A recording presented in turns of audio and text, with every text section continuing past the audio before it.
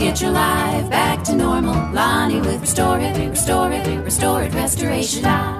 Everybody, welcome back to another edition of the Service Guys podcast. This is Lonnie Beecham, your host from Restore It Restoration in Jeff City, Missouri. My producer, Ruel Abadan, will join us at some point. He actually has a job, and he doesn't make a living off a podcast. Believe it or not, we're not getting rich doing this. So today I have the fortunate opportunity to talk with a good friend of mine named A.J. Hulsey. Did I say your last name correct? I know I have an accent. You sound okay to me, but Hulsey is how you say it, right? Hulsey. Usually we tell people Hulsey. Yeah. Gotcha. Well, today we have A.J. As long as it's not Hussey or Husley or every other way that it's mispronounced, I'm good. Gotcha. Yeah, we won't say Hussey. That's a term I haven't heard in 20 years, but I don't use that kind of language, so I forgot all about it actually. So today, the other voice that you've heard on the other line is A.J. Hulsey with residential window services out of Broken Arrow, Oklahoma. Today, we get to learn a little about the glass business. People don't think about the glass industry until you need somebody like A.J., and that's why we have her on the line today. So with that, now that we got the formal stuff out of the way, let's talk conversational and talk like friends. How about it, A.J.? Sounds great to me. All right. Well, let's get started. Tell us about your business. I mean, I know a little bit about your background. You were an ER nurse for 20 years? I was actually a medical and trauma and neuro intensive care nurse for about 26 years, and was the last few years since 2011 was doing nursing, and then every other minute that I wasn't nursing, I was working in our business. And finally, in 2014, felt like it was safe to make the jump, and by that time I'd had like 26 years of nursing and was ready to make the change. Gotcha. So what prompted you? And I know a little bit about you. We go back a few years. I know you're married to your husband's name is Steve, and you have one daughter, right? You have more than one daughter? I actually have two daughters and a son. Okay. Well, one works in your business. That's right. Correct. Yeah. Okay. So what made you decide to jump out of the nursing and into the residential glass business in 2014? Well, my husband Steve has been in glass in some form all his life, basically. His stepdad owned a high-rise window cleaning business, and so he's, from the time he was 15 until I don't know, in his 40s, he jumped off the side of buildings every day. So jumped off in those big scaffolding things that they would let themselves down, or was he crazy enough to sit in one of those Bosun seats and actually hand? Yes, mostly Bosun chair. They did have buildings that had rolling rigs, or what do they call those? I forget what they call them, but anyway, there's a few, but mostly it was just basically like rappelling. So, he got paid a lot of times just to kind of have fun, but he was very, very good at that. But after a while, he decided that was kind of a young man's game, and so then he started installing glass, and he did a lot of commercial installations. He worked for the company that did the glass at the BOK Center in Tulsa, which is, it's like the premier place for concerts in our area. Okay. And how far away is Tulsa from your town? Tulsa and Broken Arrow share opposite sides of a street called Garnett. So, I mean, basically they touch each other. Okay, so it's a 10, 15-minute drive. Yeah. 20 maybe with traffic, maybe. Right. I can get from here in Broken Arrow to downtown Tulsa. If the traffic's not horrible, I can get there in 15 or 20 minutes. Okay. So you're a suburb of Tulsa. A lot of people have heard of Tulsa, Oklahoma, maybe not so much Broken Arrow. If you're a Toby Keith fan, you've heard of Norman, Oklahoma, though. Well, and see, I graduated from the University of Oklahoma, which is in Norman, so I'm a senior. So, yeah, and that's about it's about 2 hours from us. 2 hours south. Gotcha. It's very directionally challenged, but it's south, something like that. It's that way towards Dallas. Correct. Yeah. So your husband got started when he was 15 working for his dad or his grandpa? His stepdad. Oh, his stepdad. Okay. And then he was the crazy guy hanging off the side of the building that we've all seen, and decided to hang that up. Probably got married, probably started having kids and that sort of thing, and decided that that's too risky to be a family man. Is that right? Pretty much. Yeah, pretty much. It just got to where it was a little bit too hard to do and too scary. You know, after a while, you don't really want to go jump off buildings every day. So. Oh, you couldn't pay me $1 million to jump off the side of a building. He's gotten me to go rappelling, I think, twice, and I am terrified of heights. But I'm also very, if you dare me to do something, I can't hardly not do it. So. And I had a blast doing it, but yeah, if I had to do that every day, I don't think I could do it. But no, I've been on 10-story buildings, and I'm okay on the roof, and I'm okay to even sit on the edge. I'm okay to lean over and look down, but jumping over the side, nope, not gonna happen. Yeah, there's no way I could do it. But so he started doing some commercial glass, and then. But he really enjoyed the residential more, and he kept getting feeling like the company that he worked for just wasn't in tune with the customers, like he felt was right, and like what? Like what do you mean? What? Oh, just like it's hard for me to say. It's more of just like when he would be doing a job, he would get in trouble sometimes because he went the extra mile to make the customer happy and things like that, which is what if you were, if somebody was doing some glass for your mama, you'd want them to do it right. Right. A lot of people just half do it. And so he was kind of dissatisfied with that, and I kept encouraging him. I'm like, why don't you just start your own business? And he's like, well, I don't want to do like window cleaning, because he had owned his own window cleaning business years earlier in Colorado, and so he's like, no, I don't want to do that. I don't want to do window cleaning. I'm like, no, do what you're doing now, because you can do what you're doing now.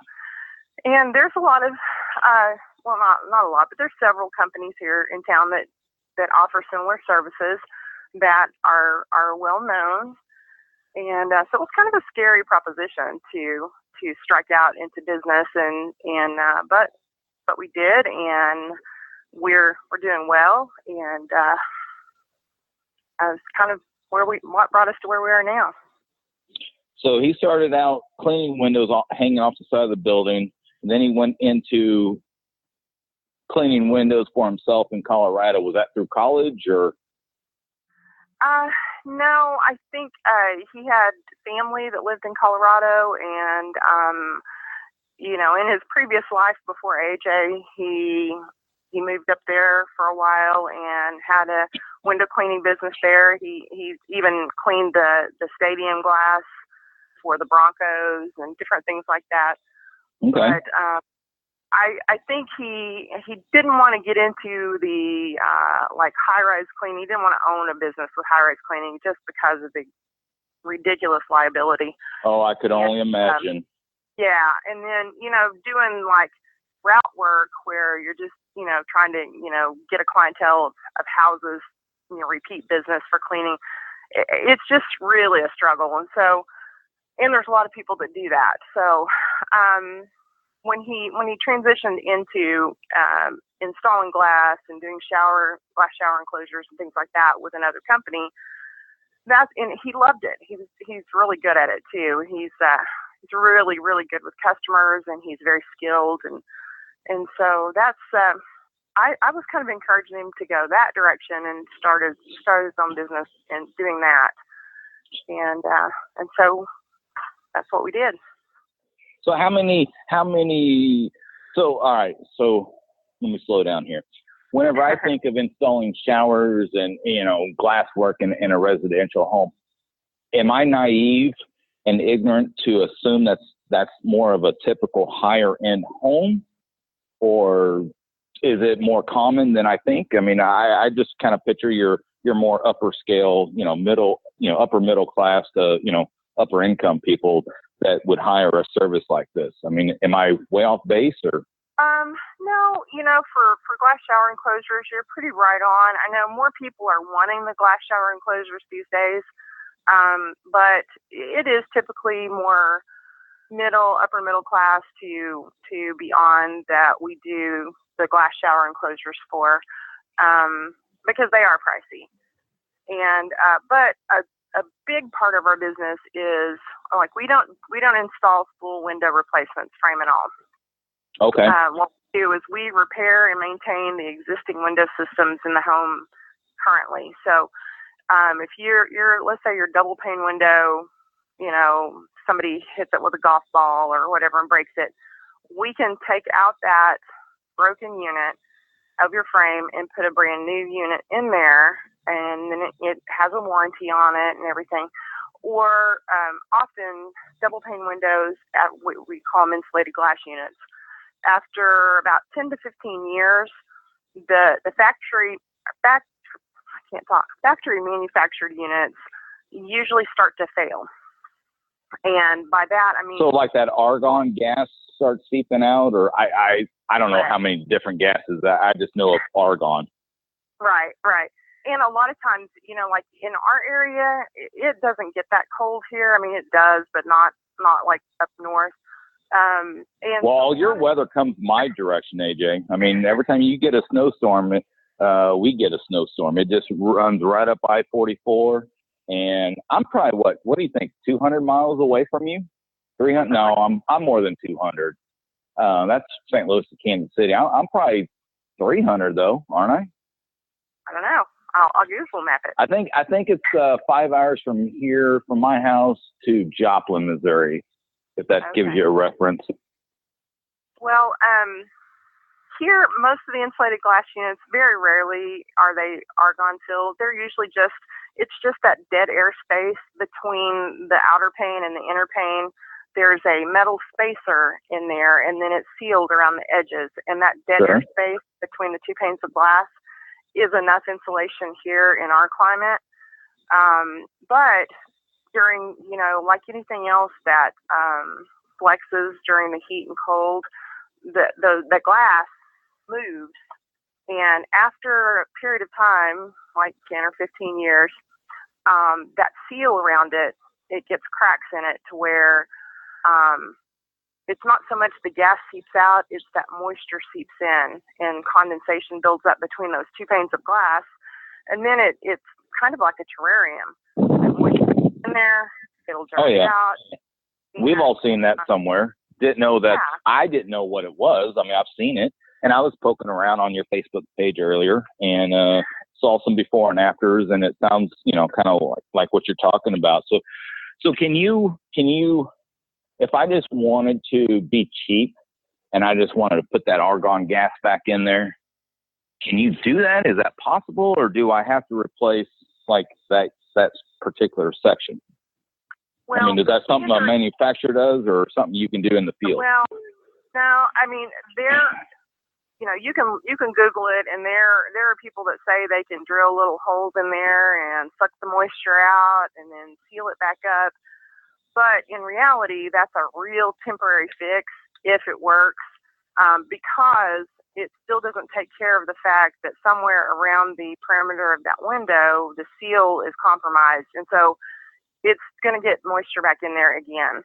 And once that moisture, because of minerals and things in the water, it's going to start etching that glass, and that's why you get that cloudy look that you can't clean the panes. So really, the best practice is to replace that insulated glass unit. So there's minerals. I mean, so most of that moisture that gets seeping in between that gasket, that's just condensation. That's just humidity moisture, right? Correct. And there's mineral deposits. There's minerals in that water. I always think of that's more like a distilled water that's supposed to be, mineral free.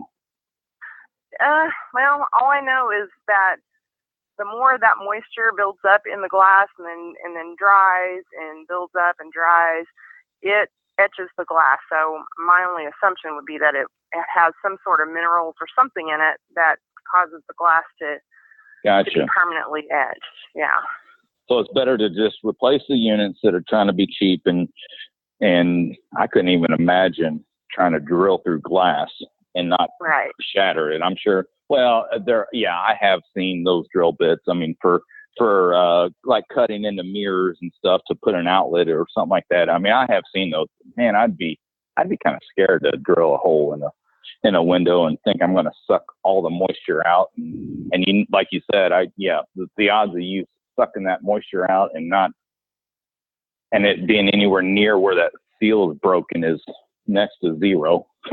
It could be on the top or the bottom or whatever. So, and the only way I would see that even coming close to working would be in a situation where, like, maybe it's just new that you've noticed that moisture's building up in there, and let's say, for instance, you're just trying to sell your house and you've got this one window that has moisture in it. You could try that and see if it works, but honestly, it's just better to go ahead and replace that whole insulated glass. Yeah, but if you're selling the house, kick that can down the road, and they'll figure it out in a year, right? Yeah, if it works. I'll say it this way: I don't know of anybody in this area that does it, and it's just because it's not a good solution.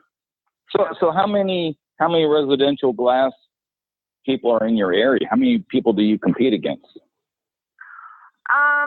There's a couple of big name. One is has nationwide franchises. I was just going to ask if there's a franchise. I'm asking a lot of questions out of ignorance. I don't know of I know like Window World and I can't think of the other one where they'll come in and replace your whole unit for $200 and that's not your world anyway. But so there's a glass installing franchise out there? Mhm. Okay. Sure I didn't know that. There sure is. And then there's another local company that has been here for a long time, and they're pretty well known because they do like tons of radio advertising. And then there's a few smaller companies like ours that have also been around for a long time, and I've seen even a couple of new ones pop up. One thing that sets us apart from all of our competitors. AJ, you're awesome. I was just going to ask you what sets you apart. Well, what sets us apart is that we just do residential glass repair. So all of our competitors, they do residential, they do commercial, and they do auto glass. So and you don't even touch autos. We do not. We have a guy that we really trust, that we refer people to for auto glass. We haven't ruled out commercial in the future, but it will be a separate company if we do that. Oh, really? Okay. What it allows us to do is our complete focus is on residential, and because of that, if you're doing commercial and residential, you're probably going to be focused more on your commercial. As far as if a big job comes in, you're going to push the residential stuff to the side and do that big commercial one. And we don't have to do that. We don't have to make that choice. And consequently, we've made a big dent in the residential market here. Have you? The big boys definitely know who we are. Gotcha. So, that's a good feeling, isn't it? It is. It is a good feeling. Yeah, and in my world, as you know, I do water damage, mold remediation. I get in some specialty trades involving bat guano and dead animals, and then I also clean carpet. And I only do residential carpet. A lot of my colleagues, they will do both residential and commercial, and those guys are run ragged. And in my world, in the carpet cleaning world, commercial is typically going to be your office spaces and restaurants. And when are you going in? I mean, you can go in at 5 o'clock on an office, but you can't go into a Golden Corral or, a Ruby Tuesday or somebody like that until, they close at 10. And then invariably you got that one table that hangs out till almost 11. And you and 2 or 3 guys are sitting around. And I always tell those guys, like, either do one or do the other. Either, clean carpet starting at midnight every night and make that your living, or be residential. I mean, when you're, as well as anybody, when you're running ragged and you're up all night till, 3 a.m, and then you got to try to sleep and then go clean, Sally's house at, her residential at 8 or 9 a.m, you're just not on your game. And it's probably the same way in your world, right? I mean, you don't go in an office building at 2 p.m, think you're going to replace a glass. You typically got to, do it after hours, right? Or Usually, yeah, we do some small commercial. If the windows themselves are similar to a residential application, we will do small commercial, but we don't do any like big high-rise office buildings or anything else. But we do, yeah. You absolutely have to work around the kind of business schedule and do it after hours usually. Gotcha. So, yeah, but sorry, I interrupted you. So that's okay. So you were telling me that the bigger, the longer term bigger players are starting to notice your business. That's exciting. Yeah, it is, and we've even had like the manufacturers that we get our glass from have said, you guys are like killing it in residential. Some of the other companies may sell more glass, but it's because they're adding in their commercial to it. Sure. So, if we compared apples to apples, we're doing really well compared to the other companies. Good. So I think that says a lot for how many years we've been in business. Yeah, well, you joined in 2014, right? I mean, how long has residential window service been in business? I didn't catch that part. We say we started in 2011, but it was just kind of, after hours side work. Really, it was more like the end of 2012 or beginning of 13 when things really started picking up, and like we needed another employee and things like that. So realistically, being really, full-time business, I'd say it was more like the end of 2012. Okay. And then you joined 2 years later as the office manager. Correct. Gotcha. Prior to that, I did a lot of the book work, but it was usually after I had finished 12 hours in the intensive care unit or on my supposed days off, Well, we're both business owners, AJ. There is no day off. I work 7 days a week. I mean, you know what? I used to think I worked a lot, but when I started working for myself, I realized, okay, it's a little different. But it's so much more rewarding for yourself. It is. There's also a lot more responsibility, a lot more stress that you have to deal with. Even if you work in a stressful job as an employee, you can when you clock out, you can just say, okay, that's their problem now. Right. You can go home and you'll get a paycheck on Friday and life will be good, right? Exactly. Yeah. But when you're the business owner and you're the one that's responsible for making sure the customers are happy, making sure that your employees are happy, and making sure that your employees get paid, it's like you're not responsible for your own family, you're responsible for several families. And, several families, yep. Yeah. So, and it's like you said, it's rewarding, but it's 24 hours, 7 days a week. Right, and you're always thinking about it. You're always worried. Work comp is always due next Tuesday.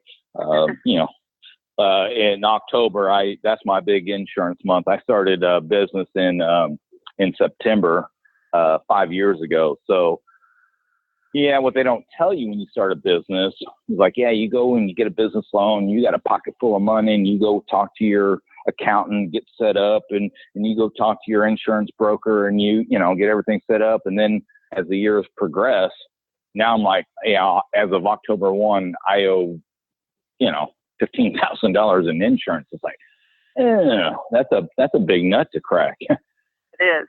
It is. It sure is. So AJ, again, I'm asking questions just I'm just a very curious person, and every business has nuances and stuff. But do you typically do new build, pre-existing, like remodels? Yeah. I mean, is it new build? Is it remodel? What is it? Not typically new build, because those are going to be new windows, frame and all. And we don't do that. Like you mentioned, Window World. They're actually one of our best referrers, because they are. we don't do what they do, and they don't do what we do. And so we have a real symbiotic relationship in that they know us, they know our work, they've had customers they've referred to us that have reported back to them, and so they feel real confident in referring us, which is awesome. And you don't steal each other's customers. Exactly. And so we have several relationships like that, but typically we don't do new build. I would say the majority of our business, especially with the insulated glass units, comes from realtors or home sellers that have gotten dinged on inspection that they've got some windows they are going to have to take care of. And while depending on the size and shape of the window and the type of glass, it can get a little bit expensive, but it's still significantly less than if you had to replace the full window, frame and all. And so that's where a big majority of our business comes from. So,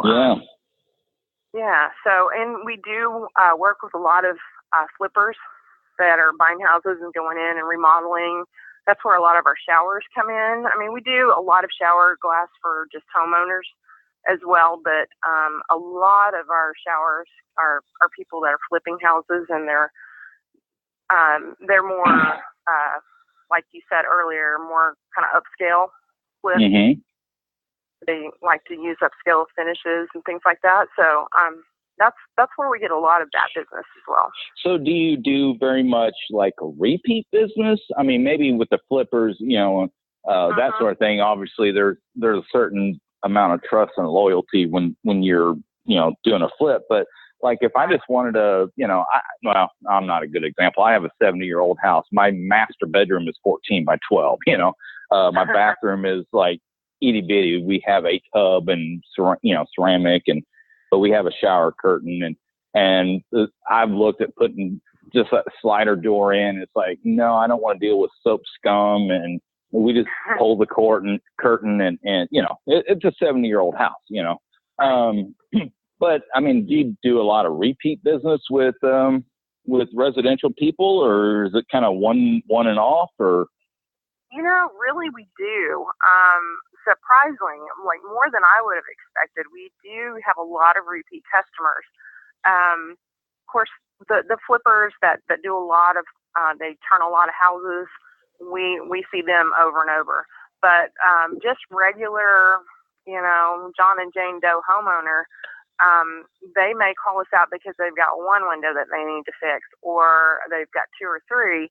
And then over the years, they'll call us back and because they have other things they want to do. Or maybe we have worked with them and they were the home seller and they had to fix some windows. And so we did that for them and got them to closing on time and all that kind of stuff. And so then a year or two later, when they're in their new home and they have a problem with a window or need a shower, whatever, then they're like, oh, well, we were going to call them because they really helped us out. So we surprisingly do have a lot of repeat customers. And we have a lot of customer referrals too that, you know, they got their windows fixed and were happy, and then their neighbor or friend or whatever is needing the same thing, and so they pass their information on to them. Gotcha. Okay. Yeah. So, you and I are, you know, we're personal friends. We haven't spoken in a long time, but I've asked you this question before. But you know, for the consumers, for the person that's listening that might have that glass shower that slides back and forth, what is a good way to remove soap scum? Lonnie. One of the best things that you can do is to use Lime Away. That works pretty good. Your shower glass after a while gets kind of like your windows. That it's like that soap scum and dried water, especially I don't know what your water is like, but here in Broken Arrow we have it's hard water. Yeah. Yeah, it's really hard. So, we get our we get all our water out of the Missouri River. Oh, okay. Yeah. You want a drink? No, I'll pass on that. Is this water or is this tea? Right. Yeah, well, we can What's put in the difference? a clear glass shower, and in a year, because the water here is so hard, it can have so much scum and etching from the hard water that it's impossible. Nothing's going to clean it. So all right. So one of my pet peeves is these Lysol wipes. They're absolutely useless. I've probably told you about them. If not, tune into several podcasts. I mean, I hate those things with a passion. But so these after shower, daily wipe it, spray it down and wipe it down things, are those any good? Actually, I don't know if I should mention brand names necessarily, but there's one that I get that I use in my own shower at home, and it does actually help. Also, squeegeeing down your glass every time you take a shower will help. But personally, how many people really do that? How many people really squeegee down their walls and it's ceramic tile and their mirrored or glass shower installs? Well, probably not many. I do, but I'm an odd duck, so probably not many. But gotcha. Typically, we have found a glass product that is not an after applied coating. There are those, and they work okay for a limited amount of time, and then you have to redo them. But we offer a glass that has a limited lifetime warranty against staining from hard water, and we almost only quote that to people now because it is so fantastic that you're almost guaranteed to have a completely satisfied customer through the time they have that shower. So it's almost the only thing that we sell now. Okay. But I do have a funny story on that topic, because this stuff is really amazing. Basically, clean the shower, once a week or whatever, however often you usually do it. But seriously, you can just rinse it off and wipe it, and it's going to look fantastic for life. Basically, they warranty it unless you use some kind of harsh abrasive chemical on it. What's a harsh abrasive chemical for the people that don't know, like me? You shouldn't clean your shower with Comet. We'll say. Yeah. Or do they still make Comet? I haven't seen Comet in years, actually. Now that you say that, I honestly haven't seen it. I think they do. Yeah, I don't know. And AJ, but like you can even use like soft scrub on this glass. It's okay. That's even okay. But we did have a customer one time that called and said, this shower glass is not what you said it was going to be. I still see spots on it, and we're like, okay, well, we'll come have a look at it because it's got a great warranty, and we want you to be happy. And if there's an issue, we'll get it taken care of for you. Well, it turned out she thought that it cleaned itself. I mean, like you literally did not have anything to it, and we're kind of like, yeah, no, sorry, still have to clean your shower, but. That's funny. Hey, you know what? That reminds me of years ago. My family had my mom still owns a hair salon, and there for a while, tanning salons were a hot item, and we had we had tanning beds, right? Like 10 or 15 tanning booths, right? Right. Well, hearing you talking about this customer that thought they were gonna self-cleaning windows or whatever. It reminded me, so back in the day, you've been in a tanning bed at least once, right? You've seen them, right? I have, yes, I have. Well, years ago, we somebody, I don't know who said what, but anyway, so typically when you get out, you raise the lid, and then the employee would come in and wipe it down with the sanitizer stuff and leave it open, ready for the next customer to go lay in their bed for 20, 30, however many minutes, right? Right. Well, so somebody says, they were like, well, I lay on my back and my back is getting tan, but my front's not. And we're like, well, that's weird. I mean, we clean the bulbs, we change them out all the time. We keep them up to, we do the maintenance that people don't realize happens with tanning beds. And they're like, are you, we were asking them all these questions, and it turns out at least one person did not know that they were supposed to close that tanning bed down on top of them and put them in that clamshell, So we're like, So as we, trying to adapt to make it easy for the customers, we use it as a way to kind of like double, who knows how sanitized those things really are. But anyway, we use it to our benefit whenever, the person would go in, and I've done it a lot. My wife has done it.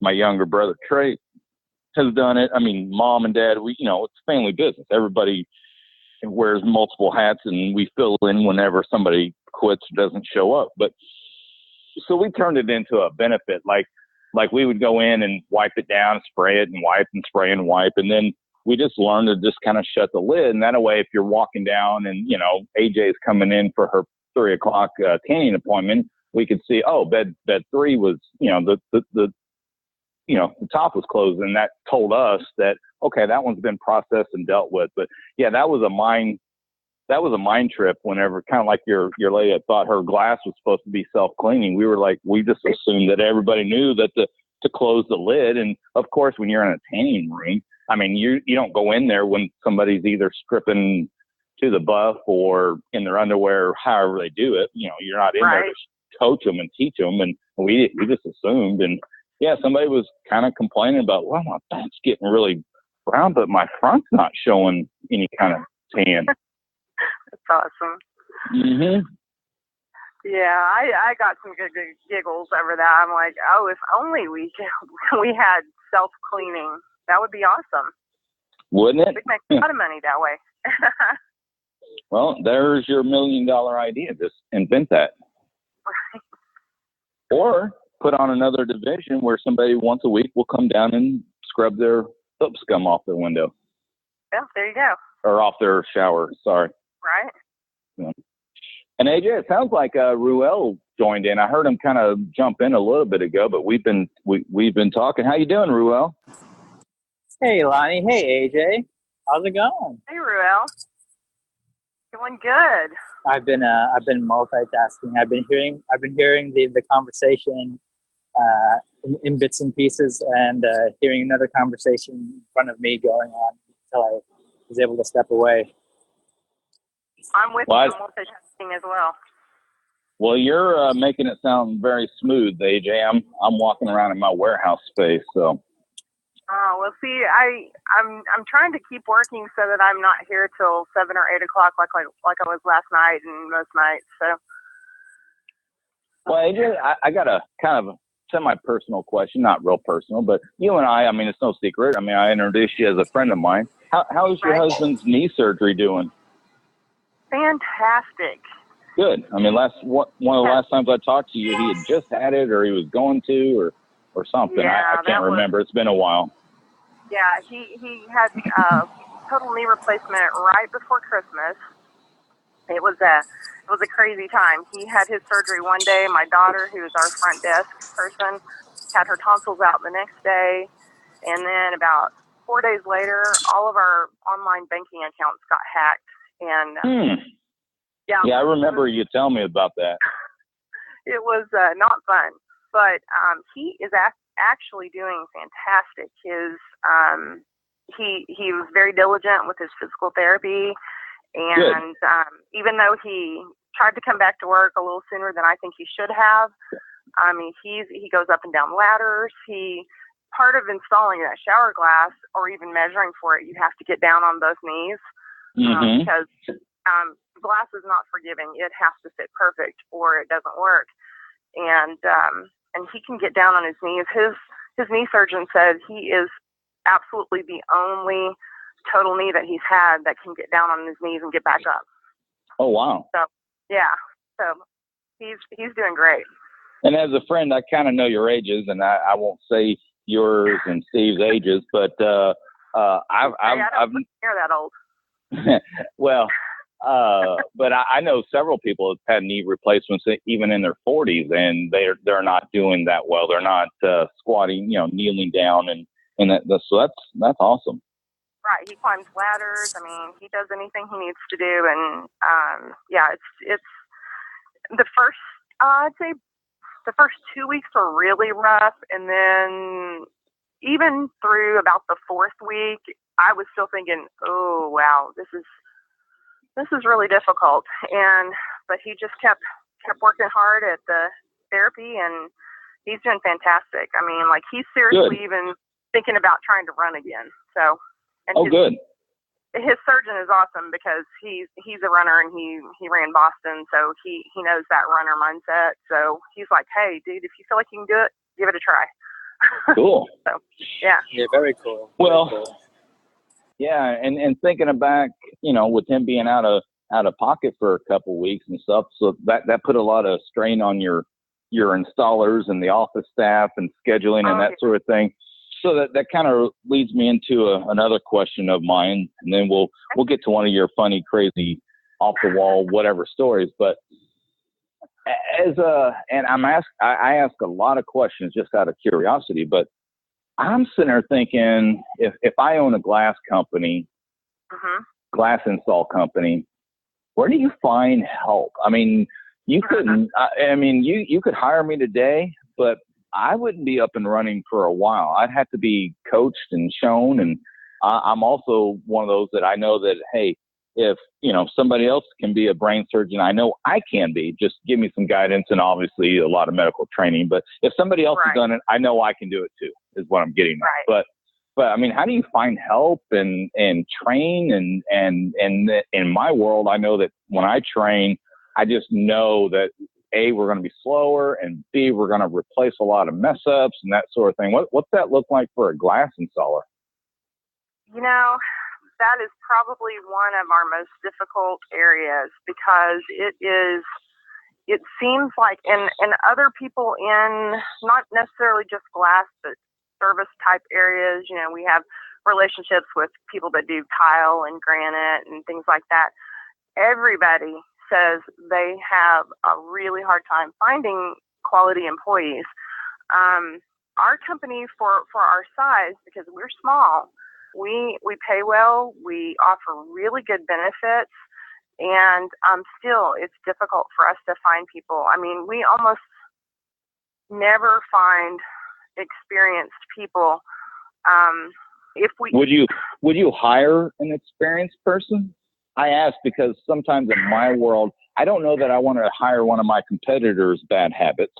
I want to teach them my own bad habits, you know? Right, I mean, would you hire honestly, Steve prefers to hire somebody that is green and then train him in the way he wants it done because of just exactly what you're talking about.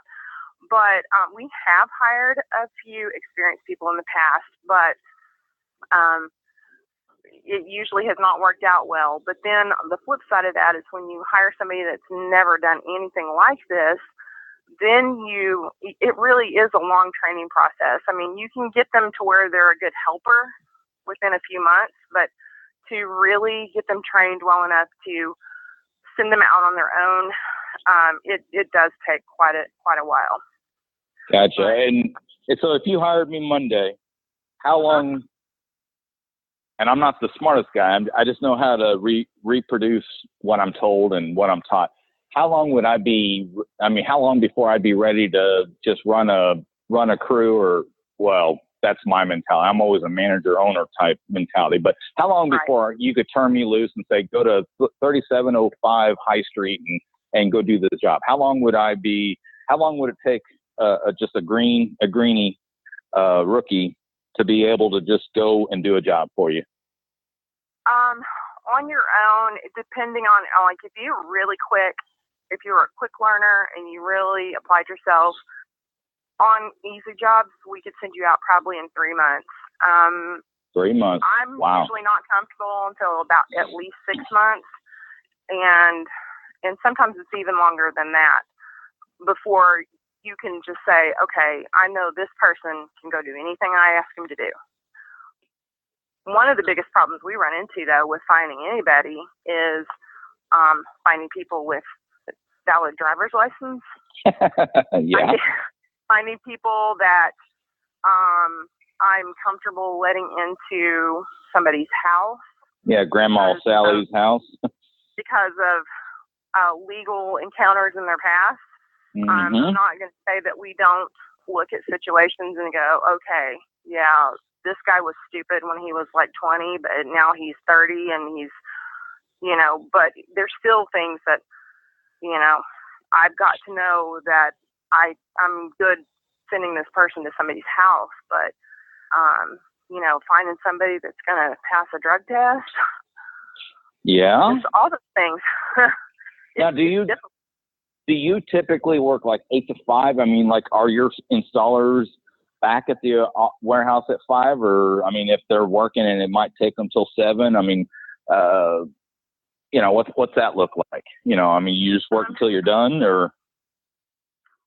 Ideally, it's 7:30 to 4, but there are days like today that's not going to happen. Because you never know. I mean, you can go out and estimate a job and think you know how easy or difficult it'll be, but sometimes it will still surprise you and things get behind, or and so when that's the case, it's pretty much stay there till you get it done kind of thing. And that's how we are when we show up on a water damage emergency. I literally tell my wife I might be home. An easy job is 2 hours, or it could be 12, and I don't know. And it sounds like we're in the same business. I mean, to turn your keys over to your vehicle, try running a 24-hour emergency business, finding somebody that's sober, has a driver's license, doesn't have a DUI, don't have too many tickets that can be put on your company insurance policy, be willing to be on call 24/7.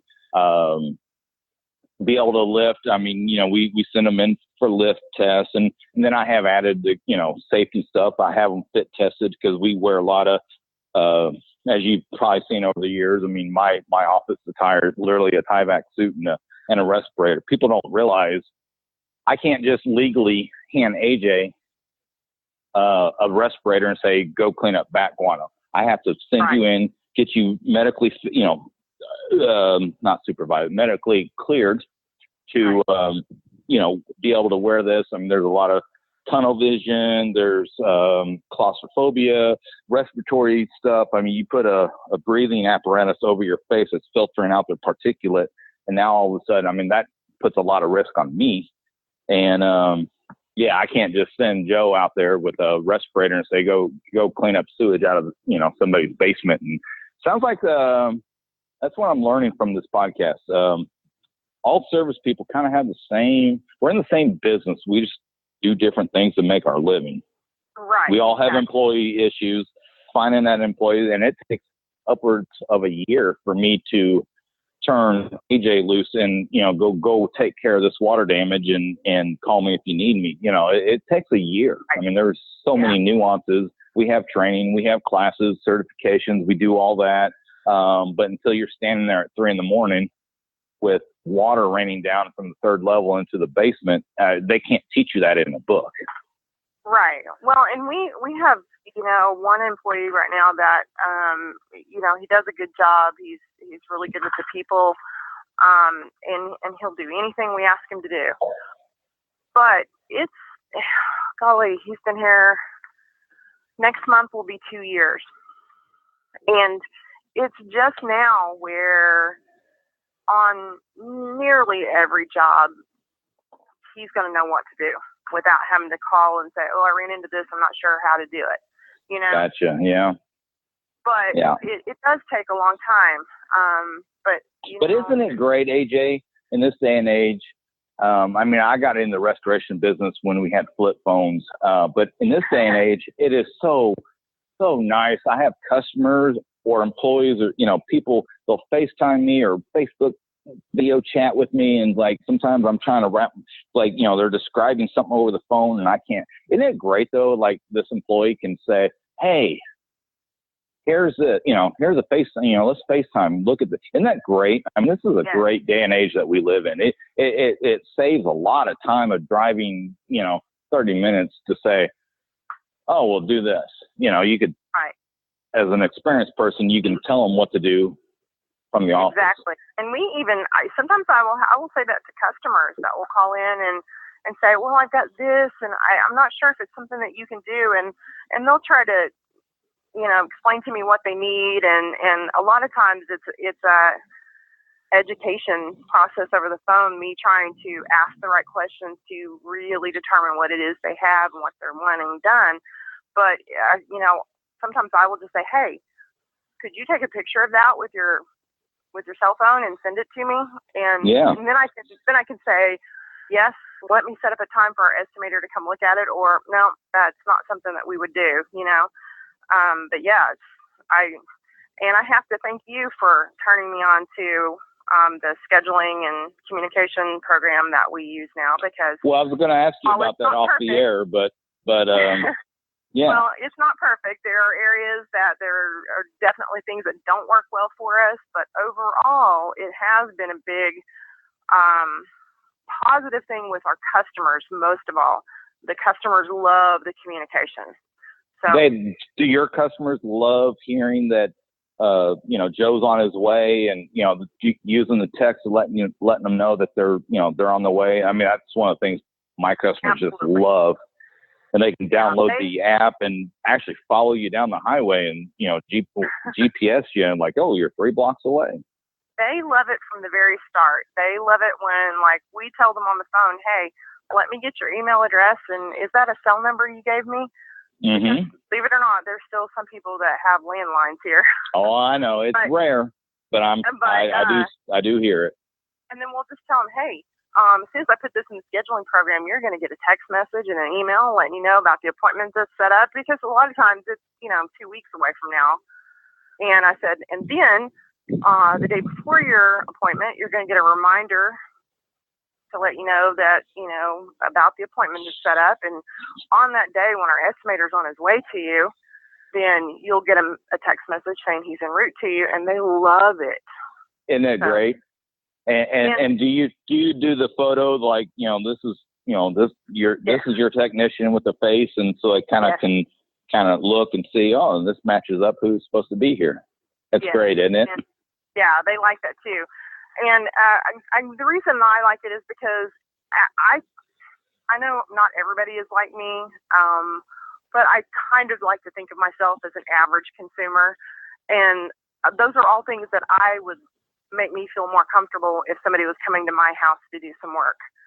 because I don't know about other ladies, but as a lady, sometimes it's a little uncomfortable when you've got a male technician coming to the house. So, yep. And that's the main reason why I do utilize that system. Not to mention on the back end, it just streamlines and makes a lot of it easier. But yeah, for the most part, it has made our whole process easier. But I can't tell you how many people mention that in the 5-star reviews that they have put on Google for us and things like that, because they love that. Yeah, and then that's the other thing that sets us apart from our competition. Yeah, I got one competitor that's a friend that he just told me all about this program, and I just played stupid. I didn't tell him. I didn't tell him I was already on it. But we're friends, but we're not. We're friends and we help each other. And that sort of thing. But I don't tell him everything. He doesn't tell me, although he might tell me. He might tell me everything. I don't know. I don't ask. But and then in my world, the same app. A lot of my customers aren't. I mean, a lot of my customers are repeat for like carpet cleaning and stuff. They're repeat, and I have in this app. It's a secure thing. I keep their garage. Now I don't say this is AJ's garage door code 2507, or but I just have a little note there. It says 2507.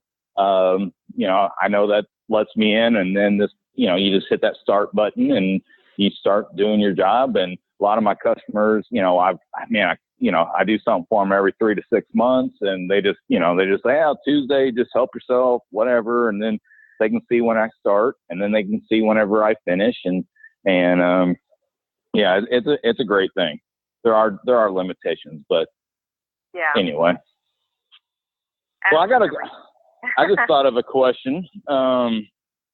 I've thoroughly enjoyed this. I know Ruel's only been on for, the last half of our conversation, but what is one thing you wish either consumers knew, your customers knew? I mean, what is one thing that's either a pet peeve of yours in your industry, or something that you wish consumers knew when you're coming in?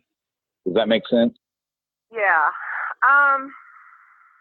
Well, I've got a laundry list of those, but there's a couple of things that I wish consumers would think about. Maybe like you're having somebody come, replace the glass in your window, and some of that work's done from the outside, some's done from the inside. So when my guys show up, it's probably best if you already moved your furniture out of the way. I mean, we can move it, but that kind of adds more time to the job. So that's and more risk, scratching the hardwood for real. Have you ever gotten to a job and to replace a window and they're not home and the door's locked and you have no way to get in? Yes, that's on my list too. That really frustrates me because of what we just talked about all the communication. You're going to tell me you forgot? I mean, come on. Right. But probably the thing that upsets me the most is because we really try really hard to make sure that all of our customers are happy. And there are times that, like especially in the summertime, that's a big time for people to get their windows repaired. Like I said, we follow the housing market really closely. So summertime is when people are getting houses ready to sell, and we get all of our glass units locally, and that manufacturer gets backed up as well. So I wish that more of the customers knew that just because it's a quote standard size bedroom window means nothing. Right. What's standard? Window manufacturers kind of make their frame size the same on certain, like a 3050 or 3060, and but the glass opening size is fractions of inches different. So at least, I'd say at least 85 to 90% of the units we have to special order because they're just fractions of inches different. They might be 34 inches wide or 33 and 7/8 inches wide. They're all close to the same size, but glass isn't forgiving. So it takes some time for us to get the units in and then get them in the schedule. And then if there's any hiccups on the manufacturing side, like occasionally, it's glass. And sometimes they'll come to deliver our glass and there'll be a unit or two broken. Well, then we have to wait for it to get remade. But the customers don't really care if it was the manufacturer that broke it, or they just want their glass now. And I understand, because I'd be the same way. But that sometimes is frustrating, because I'll have people get upset with me over things that I absolutely have no control over. So, or they'll call you today and say, my house is closing tomorrow and I got to have a new window. Yes, they do that. They do that to you? I get the carpet. I'll get the rental, the rental person they'll call me today. It's like, oh, I'm moving out tomorrow. I need you to come clean my carpet today. I'm like, oh, we're booked. Sorry. Yeah. Like everybody's booked. I'm like, yeah, it's, when it's July, we're cleaning carpet. We're booked. We have exactly the same situation. Now, often if somebody calls me last minute and they call me on Monday and they're closing on Friday, I might can get somebody out there to get measurements of the units. We might can even get an order started, but there's no way that I can get the units in and get them taken care of. What we do, I'm telling all my secrets now, and I don't, maybe my competitors might be listening. What we do is, depending on what type of financing their buyer has, like FHA loans and VA loans, any repair work has to be re-inspected before closing. But if it's a conventional loan, it does not. And so what we typically will do for them is if they want to go ahead and pay in full, we can give them a paid invoice and a pending repair letter that they can then take to closing. That way the new buyer knows that, okay, it's already been paid for. Here's a letter of who to contact. And we just ask them to give us the new owner's name and number, or have the new owners call us right away, so that we then have their contact information. And as soon as the glass comes in, we just schedule it with them at their convenience. So, and as a business owner, that's valuable information. Yeah. Yeah. Any competitors do not catch on. Hey, have you ever replaced any glass that had been in so much bad shape, and you did a splendid job replacing it with this pristine glass that some homeowner or pet walked right through the glass and broke it on the spot? Are we all here? I'm here. I don't know what happened. Can you hear me okay? Yeah, I don't. Are we recording? Yeah, it's recording. I was walking and I was saying something, and I thought that you guys would be able to hear me just fine. And after I stopped talking, then it went really silent. And I thought, I must be dead.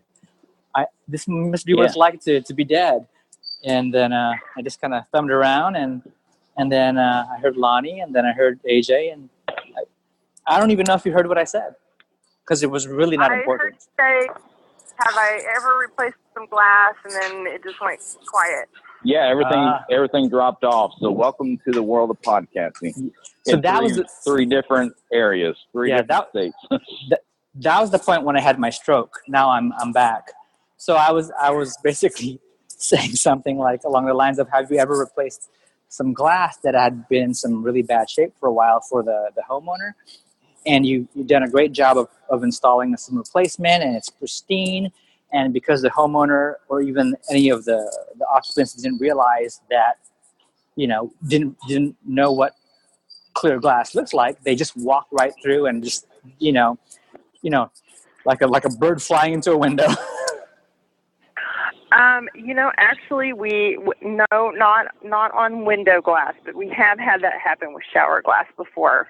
But because it is, tempered safety glass, it didn't hurt the glass. It just kind of made them a little confused. Feel stupid. Yeah. Oh, that's funny. One time, this was really bad. Hey, wait, AJ, is this a good war story? Something to share with our listeners? A funny or off the wall story? Well, kind of. It involves a significant scar. Oh. So we'll go with that. So is this how we're going to wrap up with this story, or do you have another story in mind? You know, the only other story I have is just, you know, some of the bizarre things that we've walked into. You know, like one house was like Santa's village in every room. Like it was like over the top Christmas, and it was like, you know, May. But the people said it's that way all the time. So tell us about this embarrassing scar story, and then you can tell some of those other funny stories. Yeah, this is bad. We had a guy that was putting in a insulated glass unit in the upper part of a window, and it wasn't huge. It was about like 34 inches wide and about 42 inches tall, and it was just not really overhead, but head high would be where his hands were. Okay. Well, he didn't really follow the standard operating procedure, and he kind of was dry fitting the unit into the opening and realized, oh, I need this tool that is down here on the window ledge. And so he just held it with one hand. Well, glass is really heavy. The bigger it is, the heavier it is. Mm-hmm. And that piece of glass fell out and hit him right in the forehead. And I think he had like 20 stitches on the inside and 20 stitches on the outside, and looked like a massacre had occurred, because any cuts on your head just bleed like crazy. Mm-hmm. Everybody's out of pocket but me. And so like I'm rushing over to the location to, you know, take the guy to urgent care. And fortunately the customer was just the sweetest older gentleman. And he comes to the door just like Snow White. And he's never seen me. I've only talked to him on the phone. I introduced myself, and he was wearing that dress. Well, he was like, oh my gosh, I tried to clean up all the blood. There was so much blood. I felt like I walked into a horror movie, and the poor man, he was traumatized. And then the poor kid that we had working for us, you know, he's gushing blood. That's probably the worst thing that we've had happen. I mean, we've had, you know, shower glass shatter and stuff like that, but you know, it's glass, it breaks. But that was hands down the worst moment. I mean, it was just like, I couldn't decide who I felt more sorry for, the poor homeowner that was there or the employee that was bleeding. Yeah. Yeah. I can only imagine. Then you're kicking into nurse mode and trying to put pressure and assess the damage as you're trying to get them to urgent care and get them stitched up. Exactly. Now, if you were really cool on the homeowner, because I thought he was going to go down. He was paper white. It was just like, okay, just have a seat. It's okay. I'll take care of this. Yeah, I'm going to show my age here, but if you were really cool, you'd be like Rambo, and you'd have that fish line, the fish line and the fish hook, and you'd just sew them up in the field and send them back to work. Well, I would have liked to have done that, and I have done stitches before, so I know how, but they kind of frown on that, workers' comp and all. Right. I can only imagine. We should make how to do a Rambo stitch a whole different episode with AJ. We should. Yeah. We could like FaceTime it. Oh, okay. Now we're talking. We can go Facebook Live with that. That would be interesting. Who's going to be the poor sap that's going to sit for that one though? Not me. Well, I'll find some homeless guy in San Francisco. I don't know. I was thinking Lonnie could be the victim and Ruel could be my assistant.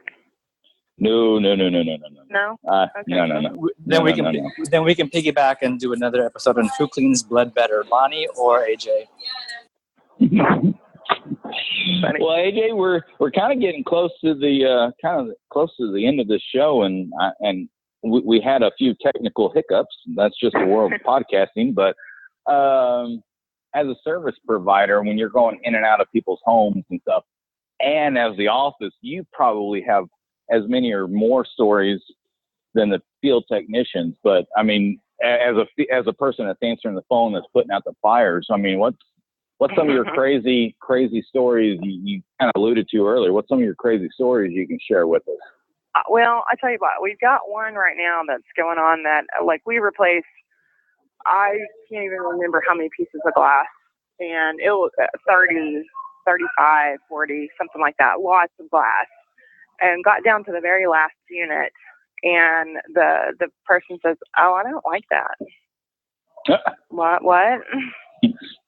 I don't like, that's not what I thought it was going to be like. I don't like that. Well, and like, it has been like, we've checked with the manufacturer because there's like a little tiny thing that they weren't happy with, but it's like, they were made to standard. They were the perfect size. So we've only had that happen one time in our years of business, which has been good. One of the funniest things that happens in our office that we have noticed over the years is if we ever have a customer that's, I don't want to say they're a bad customer, but just they call a lot for different things. We'll say that. If we ever, I call them Nutty Nellies. Okay, if we ever say out loud, you know who hasn't called in a while? That's kind of weird, and say their name, they will call that day or the next day, every time. Oh, wow. It's like every time we mention somebody's name, or if we've had somebody that was just particularly difficult to deal with, we just like, I mean, it's like Harry Potter around here, you know, he who will not be named. We do not say it out loud, because if we do, then they will call that day or the next day. That is so funny, because I have kind of the same thing. I got carpet cleaning customers. Everything's pristine. You can't see no dirt. You can't see nothing. Everything's pristine. They have us out, and then invariably I got 3 that'll call me back and they'll complain about something, and none of us can see it. We're like, okay, what are you, honestly, as a business owner, I want to make people happy. I go out of my way to make people happy, and, right. But it's like, okay. And it gets hard, doesn't it? Because you don't want to like fire the customer necessarily, but whenever you just know you're going to go clean for so-and-so, and within a week later, they're calling you back and they're like, "Oh, this spot didn't clean up." And we get there and we're like, "Okay, well, we'll re-clean that one spot," and we can't see nothing. And that happens. It's funny. The talking with you, it's like, yeah, you're in glass and I'm in water, cleaning business, but we're in the same business. I'm learning that more and more. We have the same employee issues. We have the same Nutty Nellies that call us about. Yeah. We replaced a piece of glass in this one house one time, and the lady called back a few days later. She goes like, "How long will that smell last?" I'm like, "What smell?" "Well, there's just a weird smell in here." I'm like, there should not be anything. I mean, like, we don't use anything that would have a smell. "Well, it smells weird in here." So I set up a time for Steve to go back out and look, and he's like, "I'm sorry, I don't smell anything." She's like, "No, there's a strange smell in here now." I don't know. So yeah, it's fun. Sometimes we laugh about it. Sometimes, like the last couple of weeks, it's been like, really? Let's let one day go by that we don't have somebody call and say something that we don't know the answer to. Oh, that is those people that complain about stuff that, did you ever find out what the smell was? No, we couldn't detect a smell, so I have no idea. The only thing that we thought even possibly is, like the silicone caulking that we use, it will sometimes have kind of almost like a vinegar. Vinegar. I was just going to say that. For 2 hours. But, the next day for sure, there should be no smell. So I don't know. AJ, I've thoroughly enjoyed this conversation. Learning about people's business is just, it's always fascinated me. And, well, the thing I think is encouraging, like you said, we all, we may do a different thing, but in the service business, everybody's got the same stuff going on. And, you know, sometimes when you're in the middle of the trenches, you're just like, gosh, does this happen to anybody else, or is it just me? Do I just have a dark cloud over my head? And it really is kind of encouraging to get with other people that do a service and, you know, share war stories and go, oh, okay, good. Well, it's not just me. Yeah, no, I think we're in the same business. Well, your nightmares are my nightmares as well. So.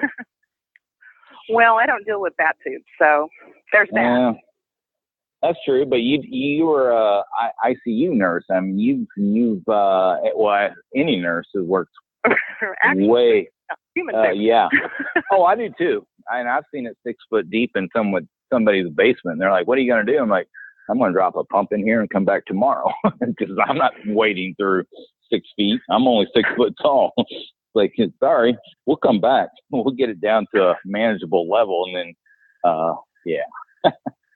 Yeah. See, like I think you probably run into a lot more gross things than we do. I mean, we get our share, but usually it's like hoarder houses or, you know, the random house that has like 23 cats or something like that. But or the Christmas village in May. Yeah. No, that was funny. But then, you know, we had a couple of years ago, we did 7 shower glass enclosures, really high-end shower enclosures in one house. And it was just like, wow. Whoa. 7? They had 7 bathrooms? One of them it was kind of a bathroom. I mean, it was like a room off their pool that, like the whole entire bathroom was tile, floor, ceiling, walls, had a toilet, a sink, and a shower all just in this room. They just called it a wet room. And we put like a super cool glass door on it. It was like a really interesting pattern glass. And all the others were, one was a dry sauna. And then that room was like a steam sauna. But yeah, other than that, it was like the master bathroom, and wow. Each kid had their own bathroom. And but that particular house was in a really desirable area of Tulsa, and they bought that house and gutted it inside, and just like redid everything on the inside. So it was like amazing. Oh wow. Is that on your Facebook page? Some of them are. Yeah, with like you, I'm mostly residential. I do have some commercial, but it's touchy for me to take a picture in somebody's home. Whenever I do take a picture in somebody's home, it's very generic. It's the beige carpet. I don't get the fireplace. I try to leave anything that's distinguishing out of the photo. It's whatever it is before and after or whatever. It's tricky, isn't it? It's you don't want to invade privacy. You don't want somebody to say, "Oh, I recognize that house," or have the customer see it and say, "Why did you put my living room or my bathroom on Facebook?" Yeah, we usually always ask the person. Now, I guess, if we really wanted to cover ourselves, we would have them sign a release form that we can use their pictures wherever. But, well, you can put that in your paperwork in your fine print of that nice little app that you have. You can put that in there when they sign. Yeah, I never even thought about that. But, yeah, I should do that. But we do always ask them. And usually they're, like, real proud of their shower. And so, usually they're good with it. But, yeah, it's a good idea to put that in the quote. Yeah. Well, AJ, I have thoroughly enjoyed this. I got to switch roles and be a dad for a minute before I wrap up my business day here. You and I are in the same time zone. Ruel texted me. He's actually on a subway train or something, so he's out. It's just you and I now. And just to go back around to the beginning of our conversation, I did Google Map, and you're about 300 miles away. 300 miles, okay. Mm-hmm. Gotcha. A little bit more, but. Yeah, So one of these days I might just pop in and surprise you whenever I go to Dallas. I go to Dallas, well, it's been a while, but I can either go 3 times in a year or nothing for 2 or 3 years. So one of these days I might just take a route down 35 out of Tulsa and just, oh, and you know what? I don't know if I ever told you this, but yeah, I will. I pulled up, what did I pull up? A street view of your office, and one of my green national franchise competitors is across the street or down the street or something. Yeah, I saw their vehicle there. Mm-hmm. Yep, yeah. Right across the street. Yeah, they've gotten really fancy because like every so often there's like a green Corvette over there. Oh, really? Yeah. Oh, wow. Okay. So the owner has a Corvette that he just happens to write off with business or something and painted it green. That's what I'm thinking. Yeah. That's not a service vehicle.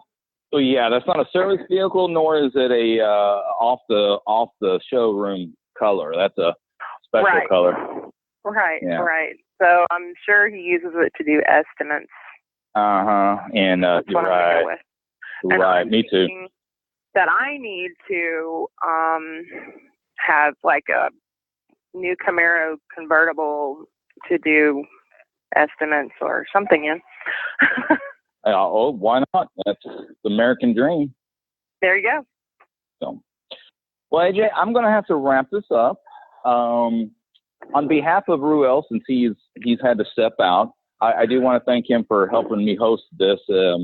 Ruel does my podcast hosting, and he does the editing, and he's actually capturing our recording. So even though he hasn't been in, yes, well, he has 2 or 3. He's got a big editing job to do today. We got a few glitches, no big deal. But on behalf of Ruel, I want to thank him for carving out this time. We do this about every Friday, but most importantly, you as a multitasker, office manager of residential window services, AJ, I want to thank you for your time. I have learned. I hope you've enjoyed this. I really have. It's been fun. So we kind of close out begging, dancing for our dinner. We do want a 5-star review from our listeners, and for the next person that will give a 5-star review, and I don't care what you say. I just put some verbiage down. You can even ask what AJ stands for, and the lucky winner will get a private message from me letting them know what AJ stands for. Do you know what it stands for? I do. Okay. I have a very good memory. Okay. So. Yeah, because I won't tell anybody. I know. So we're friends. So it stands for Aunt Jemima. Close. Close. Darn. I had a patient one time, an older man, and he was like, I think it stands for Applejack because that's my favorite whiskey. I'm like, Applejack whiskey? I've never heard of that one. That's my favorite My Little Pony. He was really old. Ruel, you must have gotten out of the tunnel. I'm out of the tunnel, but I'm still in the train, so it's going to get noisy. Gotcha. So, well, with that, I want to thank AJ again. I want to thank Ruel. This podcast has been brought to you by Restore It Restoration out of Jeff City, Missouri. AJ, I want you to hang on. Ruel and I learned last time with our last week's guest that we need to let you know. I want to say goodbye to you properly off the air. Okay. Instead of having a conversation, then we're like, hello. So I got an industry guy was on last week, so I got to bust him a little bit, Gotcha. But with that, I want to thank everybody for their time. Leave a 5-star review. It helps everybody find this podcast. I hope everybody's kind of learning or enjoying learning about different aspects of different businesses. AJ has talked to us today about the glass business. And with that, I want to say thank you and get your life back to normal.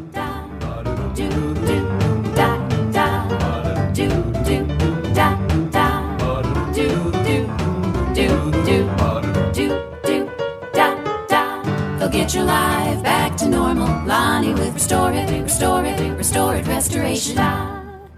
All right. So this is Lonnie. I'm going to text my guest and anybody here? Can't anybody hear me? Is there anyone home? So Ruel can hear me. AJ, can you hear me? I'm texting AJ. No, Ruel, she's not installing software. She says she's on the line, but I can't hear anybody. What's up? This is not supposed to happen. Okay, Ruel doesn't. That's frustrating. All right, so. Oh, okay. All right, so Ruel says add to call. All right, calling. So, all right, let's try this again. Let's see. Okay, so we're getting closer. Add a call, and shouldn't say this out loud. So, all right, can you hear me? Me? I can hear you. All right. So Ruel is, it's just you and I for a bit. Okay. We have this set up to where we can record immediately, but he's in a meeting right now and sitting with the phone on mute and the volume off and stuff like that. So we're going to get started on our own. What's that? He's slacking somewhere? Well, he actually has a job and okay. So we are, usually him and I kind of chit chat a little bit before we bring somebody on the line and you and I get a chit chat for a minute before we go, I guess, live. We'll do some editing and cut maybe some of this out. Who knows? So, How you doing? I haven't talked to you for a while. I'm doing good. It's crazy here. So, I mean, it's a good crazy, I suppose. But well, good. I'm good.